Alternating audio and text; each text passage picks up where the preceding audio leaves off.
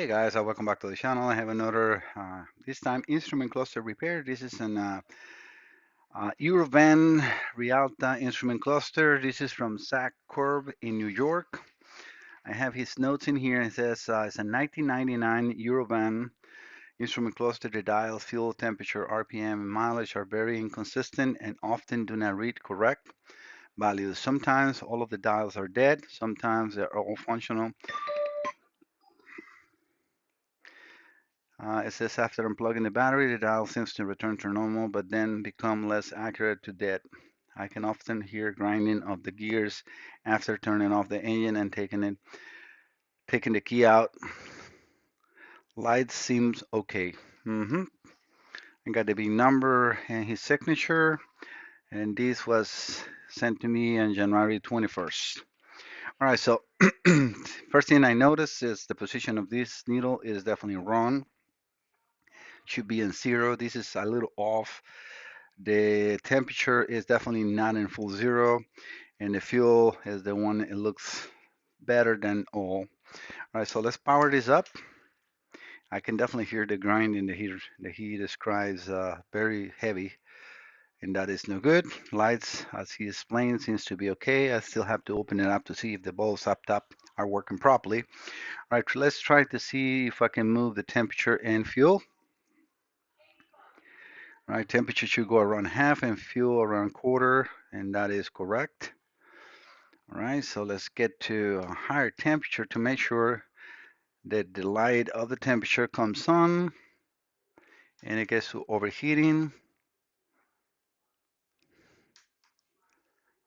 That is correct. All right, so the response is as it's supposed to from the warning lamp. All right, let's bring it down to zero, and then they're not reading the zero correctly. All right, so I'm going to inject 14 hertz. That should be 10 miles per hour. And we can definitely see that that is not accurate. So yes, I can definitely reproduce your concerns here. I'm going to open the cluster. I can turn this off. So let me open the cluster and I'll be right back. All right, just a quick look. Yep, all the lights are indeed working, so I can keep going with the disassemble. It seems like the stepper motors were already replaced. I'm not sure. I have to look into it because sometimes they have these white motors and sometimes the yellow, but I don't see any other repairs being done in here. So let me remove the board from the actual case and I'll be right back. Yeah, things are already, yeah, I know that somebody was already here because there is a couple of tubs that are broken.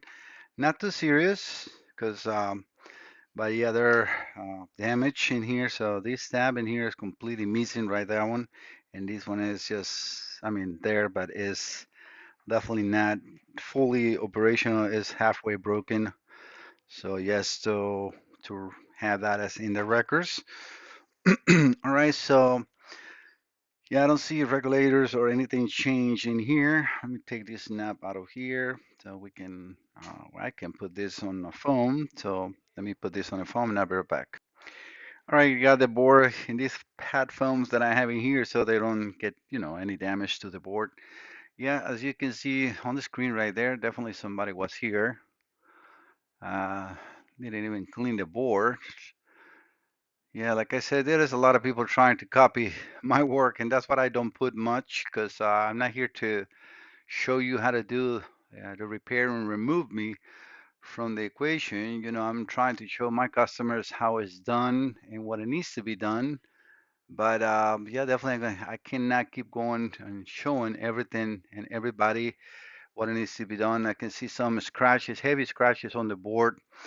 All right, so let me proceed with the repairs, which is going to be clean this board, replace the regulators and other areas that I always replace. I mean, look at this. What a beautiful work. Some people don't understand that the flux is actually corrosive. This will create corrosion and it will damage the board. Um, Hopefully it's not the case in here, but yeah, whoever works in here, a little piggy, a little piggy. Wow, scratches everywhere, damage on the board. Look at this right here. This is a main ground path. This is very dangerous because this is power to the motors and this is main ground pad. So if they touch each other, it will short out the board and I can cook it. All right, so let me clean this. Let me correct the issues, replace the components that I replace, and then see how it works. All right, I finished the repairs. I'm going to show you, well, the difference of when somebody that is actually carrying does a repair, right? So this is again solder, sort of nice and redone and clean. I try to keep everything as clean as possible. Very important. I replace all the stepper motors because I don't like to leave anything that somebody else has installed. Sorry, I'm going a little too quick. This is the other connector, what it was also, remember, full of like flocks and I tried to clean it as much as possible due to its construction in here. I cannot really submerge these um, cluster into the ultrasonic cleaner, so I have to do surface clean and then dry and surface clean. For that, I'm also using this little tool. This is I got it from Amazon. That's the model number TF01. This is just a blower, and it has different tips. It's nice because it's magnetic. So you see that tip is just sits in there and sits back in. I have a very small nozzle that whenever I need, I can do that, but very powerful. It's 180,000 RPMs, and it blows a lot of air. It has a USB-C charger. It gets a little warm on the hands when I'm using it, but I mean, it's not a problem. I'm going to use it one time so you guys can see it. This has three settings, a fast. I mean, this really has a lot of power, a medium and a low, and then turn off. You want to turn it off because I have noticed that if you leave it on, the battery will die. So, and I keep it here because it comes in like this little foam. I even did holes to put the brushes that these comes in with and put them in there. That's a little thing. If I remember correctly, it cost me like $65, which is less than 12 cans of compressed air that I usually got. I don't want to have a compressor here, and I always have this one just in case. These dusters work really good, but it's garbage, metal that you do when you get this car, even though they can probably be reused. But I think that's a better option for any shop like myself that does this kind of repairs. Plus, is these in the can, they get frozen. Whenever depends on how you're using it. That one never gets frozen, so it's not dangerous to clean my lenses on my cameras or dust out the desk. It's just recharge it and reuse. So it's pretty handy. All right, so all that is done. So let me reconnect this and retest and see how it goes. All right, it's all back together except for the lenses, obviously. All right, so this power is on. All right, the motors definitely sound completely different, which it was, I mean, like grinding. They do when you disconnect the battery only. If I turn this off right now, those motors should not have to reset. See, no more sound. But and all I'm doing is these two switches. So this is constant battery, ignition, and then lights. See, those are lights. And this is ignition. You see the last brindle is not on until I put the ignition on. This should stay the clock, right? And the mileage, even with the car off. That's very normal for this one. And by the way, this has 210,871 miles. But yeah, if I turn this off completely, now it's like you unplug the battery.